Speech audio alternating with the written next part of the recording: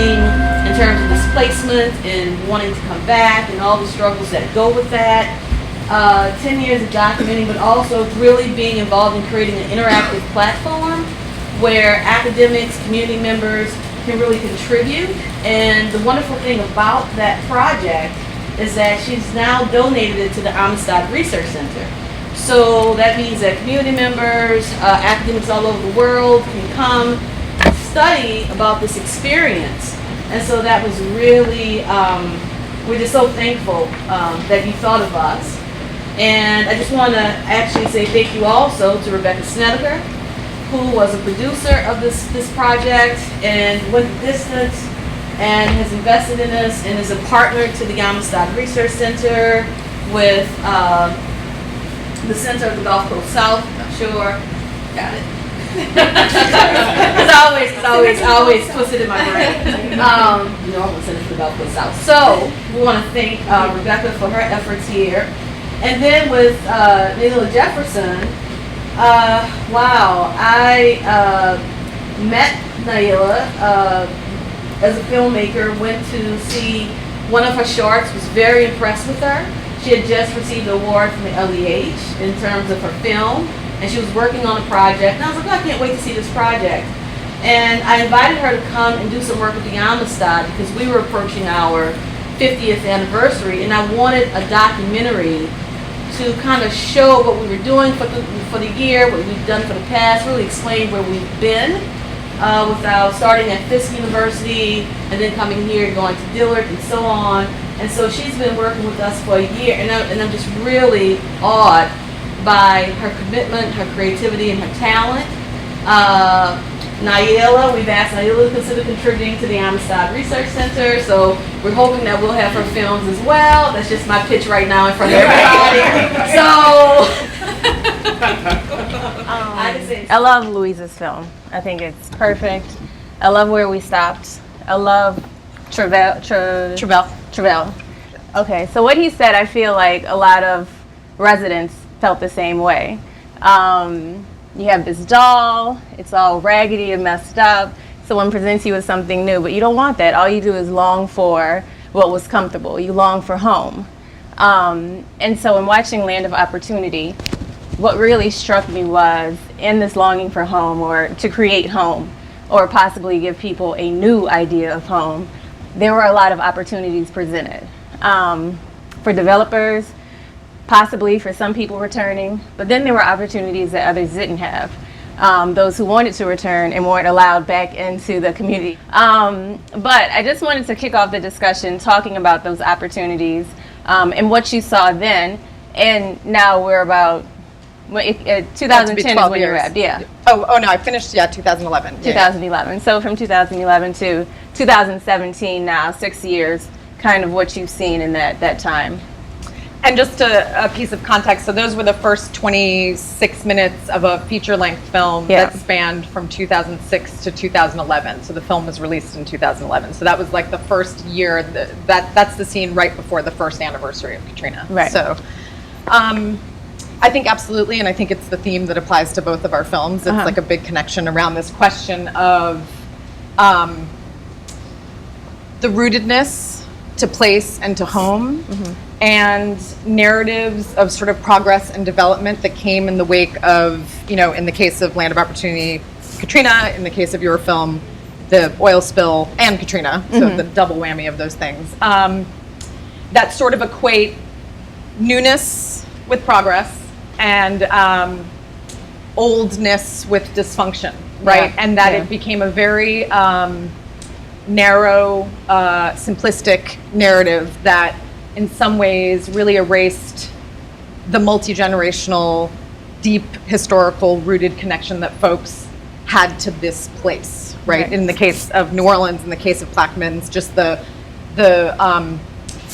sort of ties that bind that are invisible, that are not just related to bricks and mortar and structure or even industry, right? And sort of the idea of, in your case, I think your film is about a different kind of displacement, or an additional displacement, right? So displacement from land, but also just economic displacement from the activity that allows people to be on the land, right? And so I think the notion of opportunity is it's not even a double-edged sword. It's a multi-edged sword around, depending on its opportunity by whom, for whom, and I think that's something that both of our films are taking a look at. Yeah, absolutely. And certainly, I'd love to hear a little bit more in your film about just it's so clear the intergenerational nature of that struggle in your film, and I'd love to hear a little bit more. You talk about that too, just how that's playing out with father and son. And so that's really what I wanted to show in Plaquemines. When industry dies, how does that affect the community, and then how does it affect a family? Collateral damage, right? So that's what we wanted to drive home in Plaquemines. And then we also wanted to show these different perspectives in coping. The mother, the father, and the son all cope in different ways. The father obviously is the one who only sees fishing. That's the only option. That's all he's ever been. That's all he ever wants to do. The mother, who's actually was played by where's Donna? There's Donna. Donna's back here. She's amazing. Every frame that we shot of her, she was fantastic. She really was. But she just wants to keep her family together. That's what she wants to do. And then you have a son who kind of has never been given an opportunity to see any other way of life. And for him, you see his escape through digging, through imagining, through just wondering what a different type of life could be. And for each of them, I think home means something different. For the father, home is this land, these waters. For the mother, home is family. And for the son, home is a place where he feels like himself, whether he's in that landfill searching for himself or in his imagination. So we wanted to show that, but that's another thing that I think binds our films, is coping and how everybody copes differently. What did you notice in your film and these characters after you, because how many years again? It was 6 years? Yeah, it was 5, about almost about 6 years of sort of that you were able to filming. I think everyone, there were stages, and I know this is very familiar to folks who lived through it. What I sort of observed in all the different, and it ends up being that we follow essentially 8 protagonists throughout the course of the film. Each one in a different situation, including the Latino workers who came in, and it's a different kind of migration displacement, right? Okay. And I was very interested in the overlap of those two and how they were playing out in this place, right? And each person is really coping with being deeply unrooted, right, from all the things that ground them, right? Whether it's family, whether it's physical structure, whether it's neighborhood, whether it's the city. And over time, the coping mechanisms went from just grief and survival to trying to figure out how to exist in this new normal and this new reality, right? Which ties back to the kind of like the new New Orleans question, right? Like who that is and how folks are dealing with it. Yeah. So, and especially like when I see that, I'm touched by seeing Elsa, who's left, who literally is like, weaning, having had to wean her child right before she left, and is still like leaking breast milk when she gets here, and what she has to tell herself about that trade-off and that bargain, that really tough bargain, right? That over the course of the film starts to pay off less and less, right? And so I think the coping, and in your film, it's really about the kind of also the like what's survival, right? Like mom is really trying to look out for like economic survival of the family, right? And dad is still trying to talk about, I think, a much richer sense of having once thrived in this place, right? And not just being about economic survival. And I think that's the challenge that both stories are looking at, which is, again, this narrative that comes in from the outside that's usually exploitative and extractive and about development that only privileges economic survival and has people locked in kind of a scarcity cycle, right? And that the only thing that matters is your status as an economic entity, consumer being. In the bottom line, So and what else? Where did we want to segue next? I think that we wanted to talk about, it was the personal approaches, I think. With mine, again, like I said, it was inspired by Vanishing Pearls, which was a documentary that I did. I already told you that. But with Plaquemines, and I think what drew me to this story, beyond just I'm obviously obsessed with people who lived on the waters. But for me, seeing these people who've mastered a way of life that you can't learn in a book, you can't learn it in school, nothing like that. You actually have to go out and live it and learn it from generation to generation. That's one thing that I found so incredible about them, and one thing that I wanted to make sure that we highlighted, because I think it's something that they should be revered for, and that we should try and protect and preserve.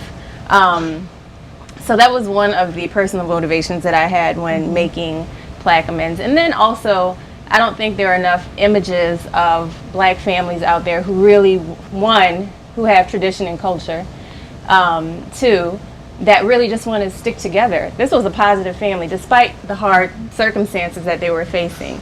They really were a family unit. They had a son that they loved. I think even between the parents, even though the scene that we see is pretty tense, there's obviously a relationship there. So that's what I wanted to show as well. And I kind of want to bring that forth in any of the work I do. But what about you? I think it's a common desire. The reason I sort of embarked on the project in the first place, my point of entry was the Latino workers, and sort of being very surprised by a story that was not being shared in mainstream media in any real way, and having a personal connection to that story, but also then just beginning to feel that I wanted to very consciously counter some of the tropes that were happening.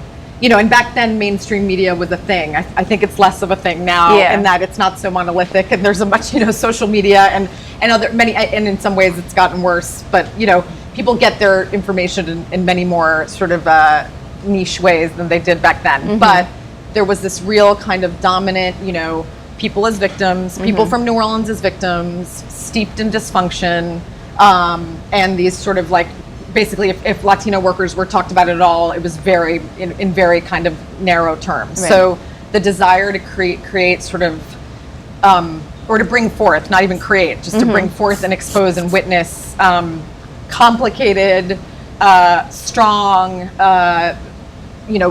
protagonists of color who have agency and who are seeking to sort of take control of this situation and be instrumental in how they rebuild their lives and their families and their homes, just seemed like the most important thing to do at the time. Yeah, because I hadn't seen that in any other Katrina doc, and there are so many out there.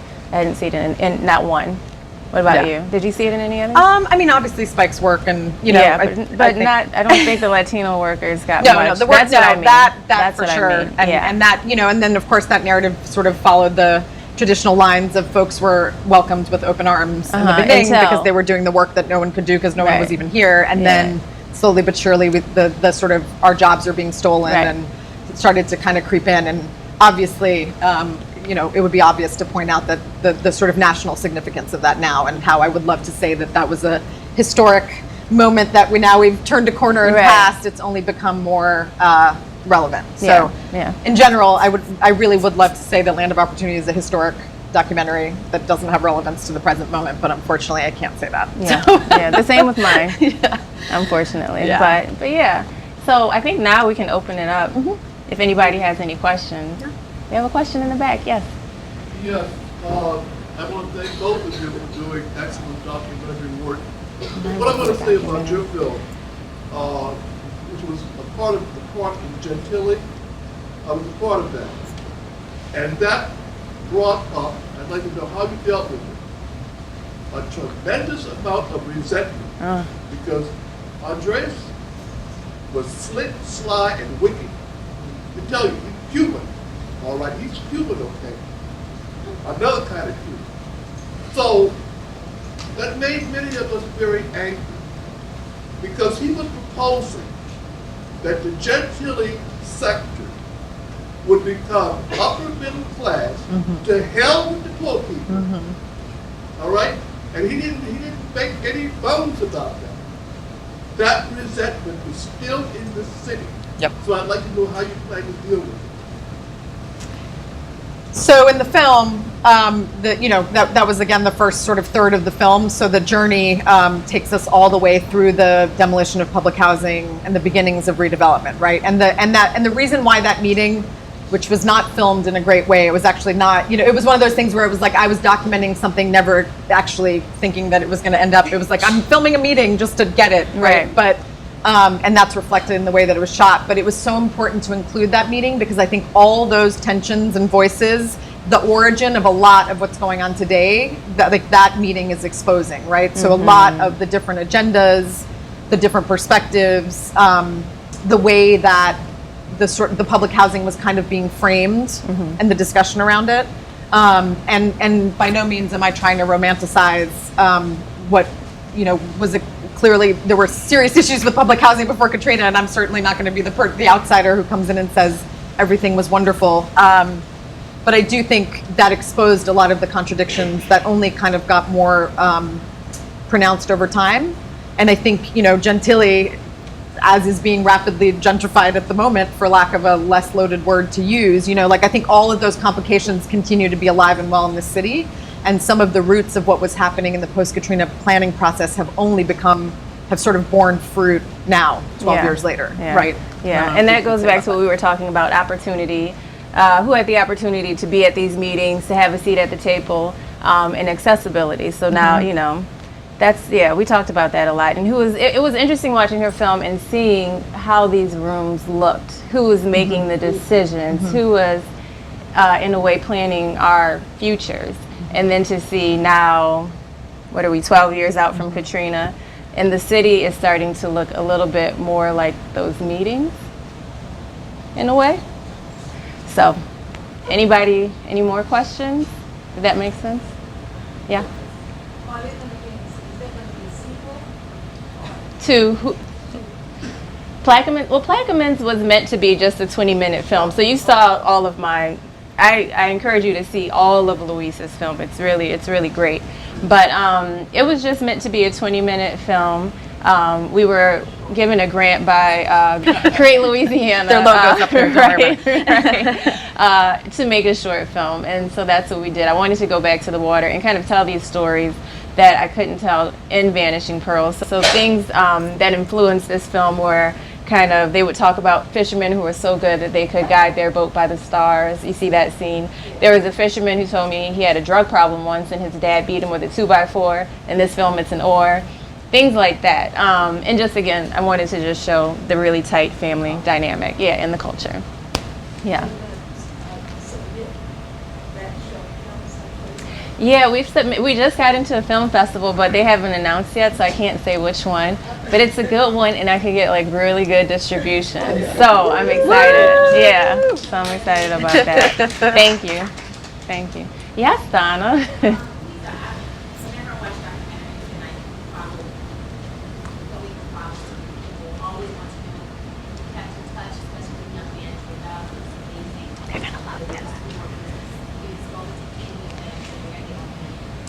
So Travell, by the time the film ends in 2011, Travell has gotten, from the Gates Foundation, got a full scholarship to UCLA, which his grandmother was very happy about. She didn't have to die and haunt him. She was still alive when it happened. And a full ride for master's, and he's currently getting his PhD at Harvard for education, and plans to be,